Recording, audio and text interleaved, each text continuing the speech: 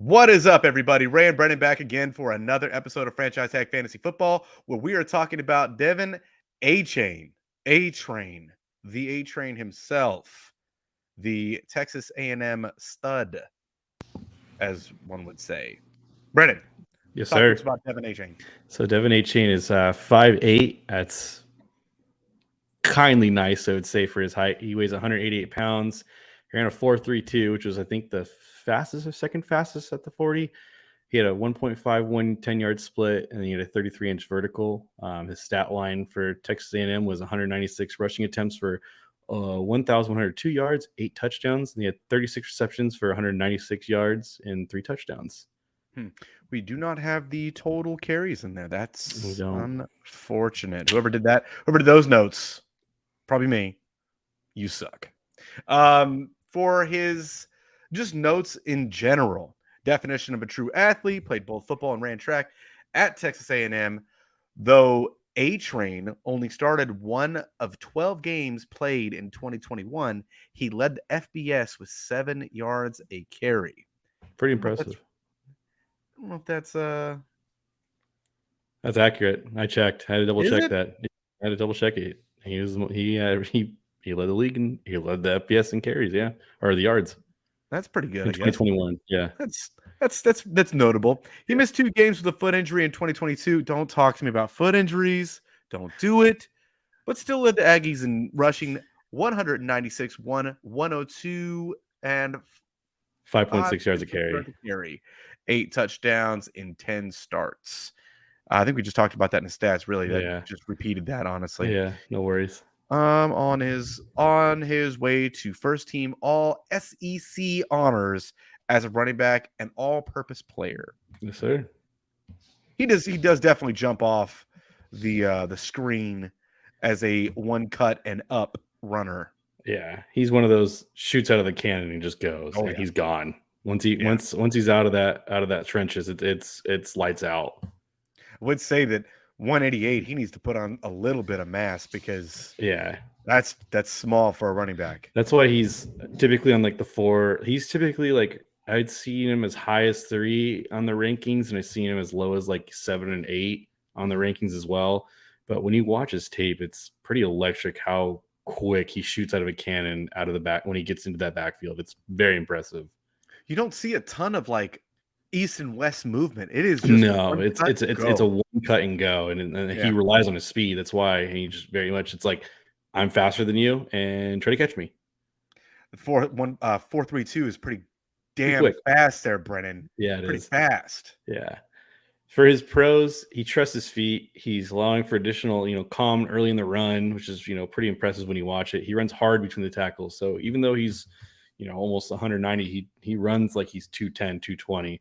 Mhm. Again, what we talked about, he's quick cut across the grain, can run linebacker reads, could ruin linebacker reads pretty well, and then puts together disappearing acts in tight quarters. So like again, like it's the comp that not the comp, but like when I talk about that, it reminds me of a Darren Sproles-esque where it's like when Darren Sproles would play us in the playoffs, he just ruined us because we couldn't see him out of that backfield, and he just get 5 to 10 yards to carry, of course, but he finds his own pathways. If it's not blocked for him, and he's got sprinter speed, like we just talked about. He ran track, so it's just the outpace pursuit wide and hits the long runs pretty easily. So, and he can line up in the slot, and he beats coverage with routes pretty well. He's actually a pretty good route runner. If you watch his highlight tapes, he's actually pretty good with that. Mhm. So But for his cons, his cons, I mean, he's pretty well cut, but he's small by the NFL standards. So like again, like he's not going to be a 3. He's not going to be a 3 down back. He's going to be someone that comes in, comes in for spurt plays and stuff like that.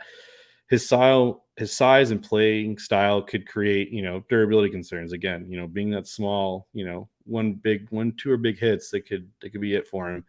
And can be a little too patient at times. So like he kind of sits there and tries to make something out of nothing, but that also could be a problem for him.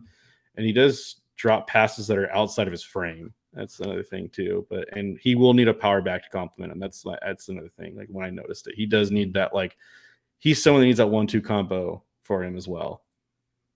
yeah.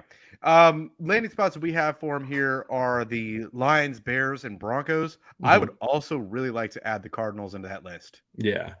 Something like Really that. like to add it. Yeah. And if the Saints are done with Alvin Kamara, or if he gets a year of suspension and they have to move on from him after this season, I think Yeah. the Saints would also be another good landing spot for him to pair him with Jamal Williams. Yeah. I think so too. I think any of those spots would be pretty good. I think for me, I like him. I know for all the Javante owners, I get it.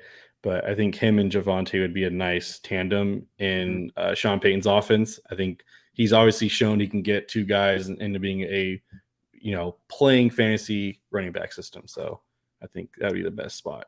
Yeah, I can see that as well. What about some comparisons here?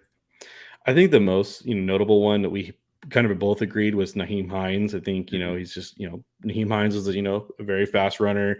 He worked hard. He cuts through those tackles very well. For me though, I think I like Javid Best. Javid Best was. I get it. You're concerned with when you think Javid Best, you think of those scary injuries. But when Javid Best was healthy, he was electric. Mhm. So, and your comp, you see a little bit of Tony Pollard in him, and I'd like to see why you see that. So I saw a little bit of Tony Pollard because Tony Pollard is a similar runner in that he is a one cut upfield kind of Yeah. guy. He's not necessarily a east west kind of runner. You can't see him do that, but he's also a very good hands catcher. Yeah. And I saw that when I'm watching some Achane's highlight reels. Is that he uses his Drops. hand slot. Yeah, uses his hand So slot. Um, I like that style of running back, and I feel like he could fit that mold in a lot of different offenses. What Tony Pollard was able to do with Zeke there. yeah, Now, I think that it sucks that it was at the tail end of Zeke's career, so it really wasn't the best version of what it could have been. But yeah, I get the mindset that that's what Tony Pollard was supposed to be. But I can see A-Chain making that same mold and transition into the NFL in that capacity, or maybe like a Tariq Cohen, but yeah. just less shifty. I can see that. Yeah. Anything else for us? No, sir. That's it. All right, guys. Like always, we are on Apple and Spotify podcasts, so please go give us a listen and follow there. And we are on Twitter at franchise TFFB. So give us a follow, comment, tell us what you want us to do, anything else like that. We'd love to hear some feedback, guys. So as always, take care. Yeah. Till next time.